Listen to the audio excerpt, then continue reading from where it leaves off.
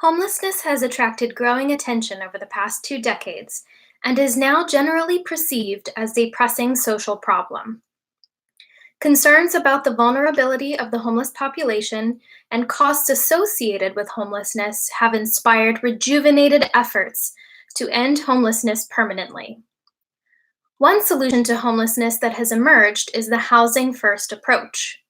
The idea of the Housing First model is to offer rapid access to stable housing with no requirements to stop drinking or using drugs, and no requirements to accept treatment in return for housing.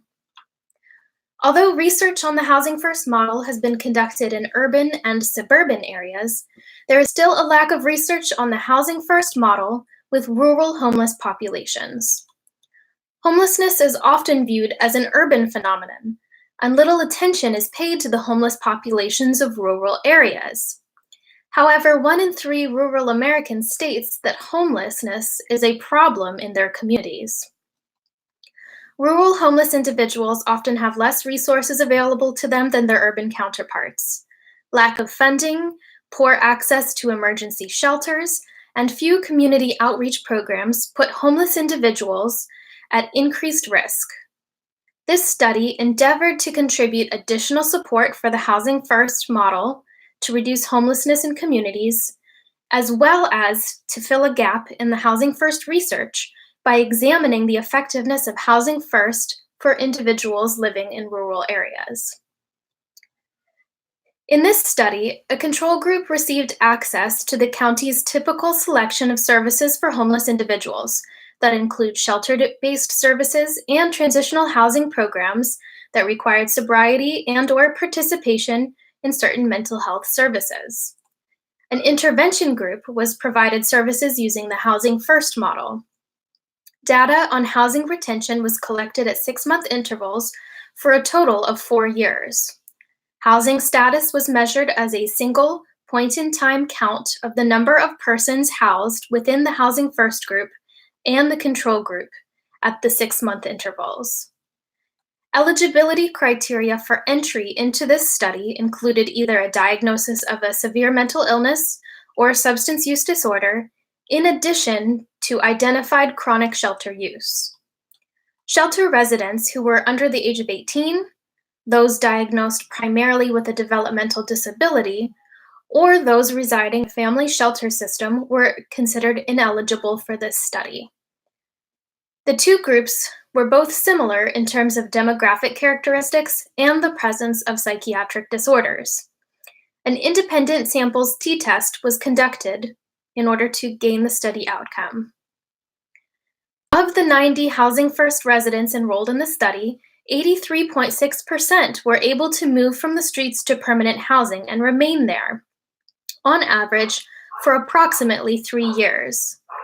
Of the 90 participants in the intervention program, 76% remained in the program for the full 4-year duration. The other 24% of those enrolled in the Housing First program left for various reasons, including moving out of state, moving in with a family member or friend, or dropping out of the program for personal reasons.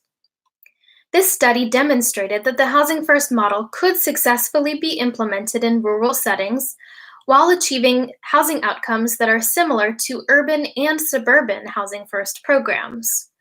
More research is still needed to support the overall usage of the Housing First model in rural areas due to varying geographical and regional characteristics. But this study shows significant promise that the Housing First model is in fact reproducible in rural areas and can achieve positive results for participants in the form of maintained stable housing over a 4-year period. Homelessness is the outcome of an intricate interplay between individual, systemic, and structural factors. The complexity of this social issue means that there is no one-size-fits-all approach. As researchers, we must grapple with the complexity of homelessness while maintaining inclusivity of both individual experiences and structural causes. Although Housing First interventions have been identified as best practices and have been reproduced in a wide variety of settings, The success of these programs remains wholly dependent upon the availability and affordability of housing. Rural areas, in particular, pose a special challenge due to the lack of housing subsidies and low vacancy rates in these areas. Although this study bolstered the research on the application of the Housing First model in rural settings, more research is still needed to determine the efficacy of the Housing First model in rural areas and to see if results are reproducible in other communities.